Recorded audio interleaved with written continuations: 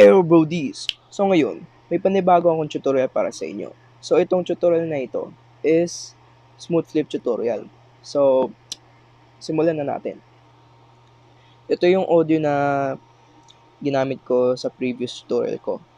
So, kung mapapansin nyo, ganun ulit siya. Simple beat lang para masync yung beat at masabayan nyo para mapakinabangan yung smooth grab nyo. Yun, ganun lang. So ito, papakarinig ko na sa inyo ng maayos. Off mic ko lang.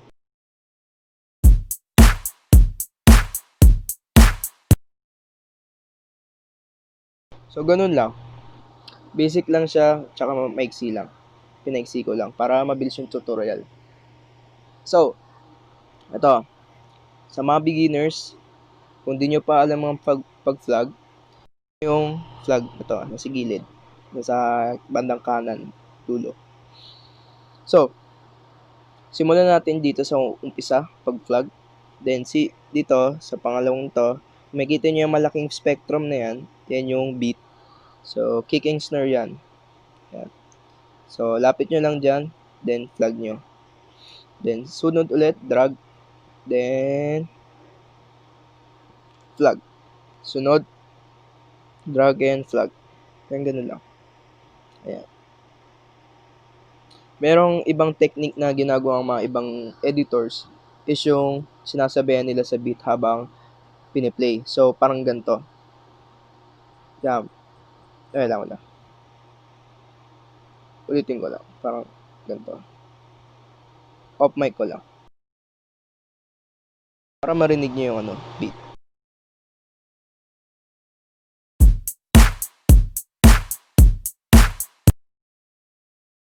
Parang ganun siya. Ganun yung ginagawa ng mga editors. So, bali ako kasi, ginagawa ko yung mga spectrum. Sinasabay ko sila sa beat. So, yun.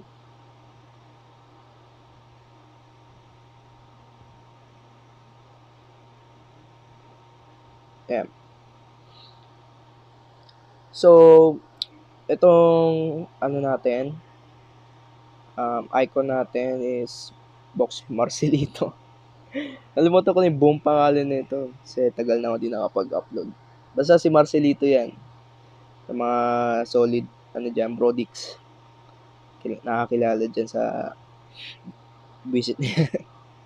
Pero si Jose talaga yan. Pero tawag ko dyan Marcelito. Ayan. Pindutin natin yung layer. Then, punta tayo sa effects. Add effect tayo.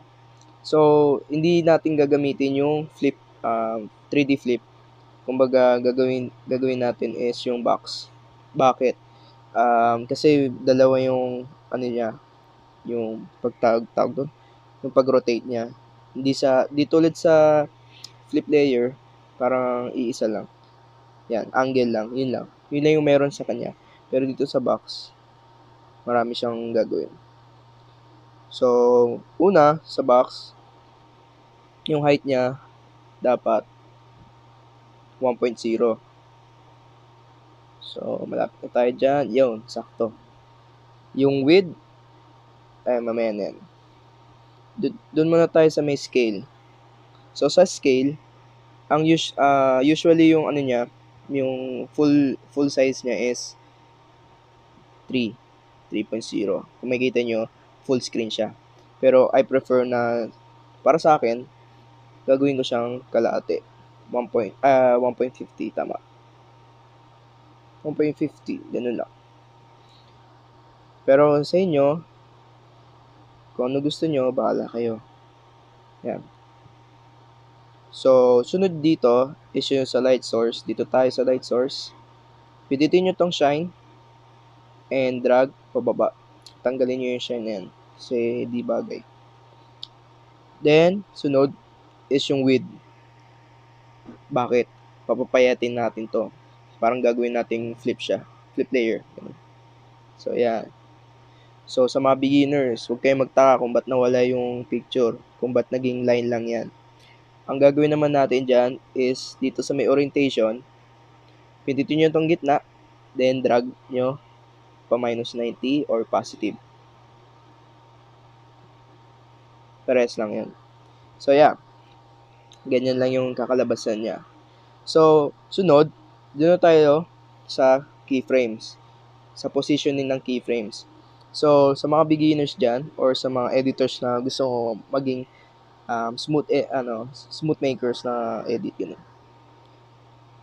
So, simulan natin dito sa umpisa ng flag. So, keyframe natin yan. Then, o nga pala sa mga beginners, kaya natin nag-flag, itong flag na yan.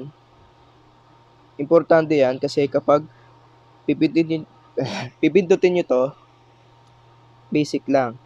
Imbis na magaganto kayo, magdadrag kayo, mahirapan pa kayo. So, I recommend na gamitin nyo tong left and right arrow keys na para madali lang.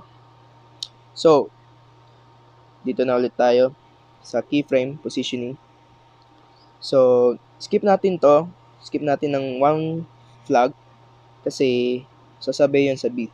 So, yan. Na-skip natin yung isang flag. Ito. Then, keyframe. So, gagawin natin siyang, diba, ano siya, negative 90. Gagawin naman natin siyang positive 90. So, drag natin pa positive. Oops. Minsan kasi nagloloko yung tawag doon, yung orientation. Pero tiis lang. Ganun talaga si orientation. Parang girlfriend nyo lang. Hindi nyo talaga maintindihan kung saan umiikot. Paikot-ikot yung ugali. Parang ganun. Sunod, nga pala. Kaya itong graph na to, kung paano gawin, ganito lang. Pindutin nyo itong nasa baba. Then, drag nyo dito sa dulo. Ayan, angat nyo. Medyo gitna. Ayan. So, ganun lang yung graph ko. So, copy nyo na lang. Then, easy na mag-paste. So, paste ko na lang yung recent. Ayan. Okay. O nga pala, yung graph na yan, kung makikita yung dotted line na yan, dotted line, itong mga dotted line na yan, kung makikita nyo, kapag ginagalaw ko, umano siya, di ba? Gumagalaw rin. So, kung napunta nyo siya sa gitna, itong beat na yan, yung flag na yan, yung flag kasi, beat yan, di ba? Dapat, itong nasa gitnang tong graph na to, sasakto dapat siya sa beat. So, parang gato. Paparinig ko sa inyo. Off mic ko lang. So, kung mapapansin nyo, sumakto siya sa snare. Pak, gumanon siya. Sumakto siya. So, ganun yung benefits ng ano niya. Yun yung importante ng dotted lines para masakto niya sa gitna. Kung saan nandun yung beat. So, ayun, sana maintindihan nyo. Dami ko sinasabi. Then, ayun, simulan natin dito sa rotation naman. Ay, dito pala sa orientation. Kung may kita yung gap nyo dyan sa gitna nila, itong gitna nila, yung gitna nila. Dito naman tayo sa rotation. Yan, pindutin nyo yan. So, bali, yung gagawin naman natin dyan, pindutin itong Y. I-keyframe natin, yan. Then, skip one flag, yan. So, bali, nasa gitna naman siya. So, edit na natin dito sa dulo ng keyframe. Then, gawin natin minus 180. So, ayan. Dapat patuloy-tuloy lang yung ikot niya. Ayan. O, parang nilabanan yung ikot. Pero okay lang yun. Kapag ganun yung nangyari, pwede rin yun. Pwede rin ganun yung mangyari. Kung ayaw nyo, gawin yung positive na lang. Positive 180. Ayan. Para masunod yung ikot. Diba? Parang ganun lang siya. So, sumunod, kung makikita nyo itong, nandun tayo sa rotate. Kung makikita itong gap na to, dito tayo sa gitna nila. Then, pindutin naman natin yung orientation. Ayan. So, napansin nyo na may graph na dyan. So, click nyo ulit yan, yung kanan na arrow. So, click ulit. Then, flag. Keyframe. So, ayan. Ayan. So, dito, sa orientation, dun tayo sa dulo ng keyframe. Then, edit ulit natin. Siguro, gawin ulit natin negative 90. So, yan. Lalabanan na niya yung galaw. So, dito naman siya sa pakaliwa. Pakaliwa naman yung ikot niya. So, yan, pakanan yung ikot niya. Then, kakaliwa ulit yung ikot niya. So, last, dito ulit tayo sa may rotation. May, dun sa gitna ng orientation, dapat sa gitna lang dapat sila. Okay, dun tayo sa gitna ng, gap. So, sa rotation, may graph. Ba't graph kasi nasasabi ko? Keyframes. Ayan. So, skip, one flag, then keyframe na. Ganun lang. And then, ayun. Simulan na natin i-edit. So, tingnan natin. So, pakaliwa na yung galaw niya. So, dapat minus 180 dapat. Dapat na siya? 0. 0 dapat. 0 lang. So, yan. So, ganun lang. So, last. Dito na tayo sa orientation. Yan. Mapapansin nyo sa gitna nila, andun yung orientation. Then, edit na natin yung pinaka-last. So, ngayon na natin positive 90. So, cut na lang natin dito. Yan. Para magmukhang, sige, huwag na lang. Ayan. So, paparinig ko na sa inyo yung kinalabasan ng ating flip, smooth flip.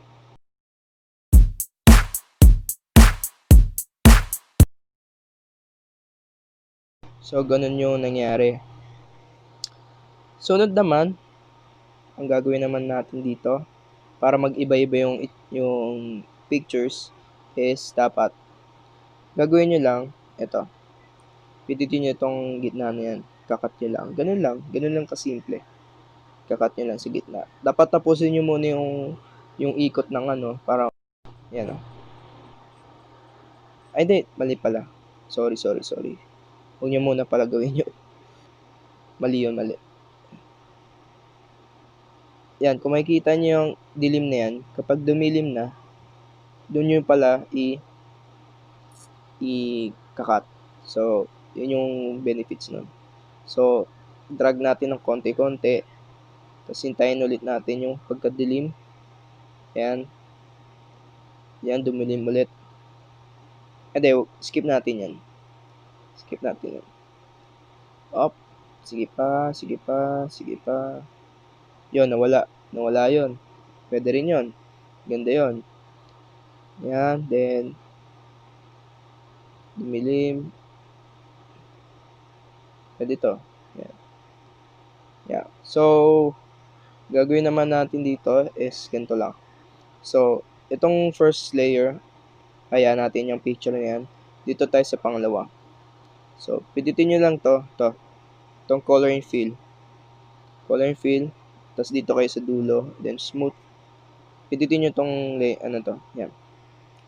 And then, select nyo kung anong picture yung gusto nyo. Basta ako, kailangan dapat yung mga 1 by 1 picture, wag yung sumosobra-sobra kasi magi-stretch sila. So, yan. Picture na. Lagyan natin yan. Yan. So, wala pa yan. Select natin to, color and fill. Pindutin nyo yan. So, select ulit kung anong picture. Ayan. Then, sa last, ano ba dinownload natin? Ito. Ayan. Then, last, si box. Ayan. So, ito yung kinalabasan. Off mic ko lang para marinig nyo.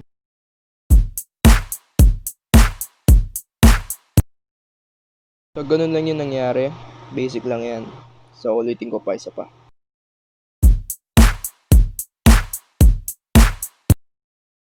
So, yun lang yung kinalabasan. Basic lang naman.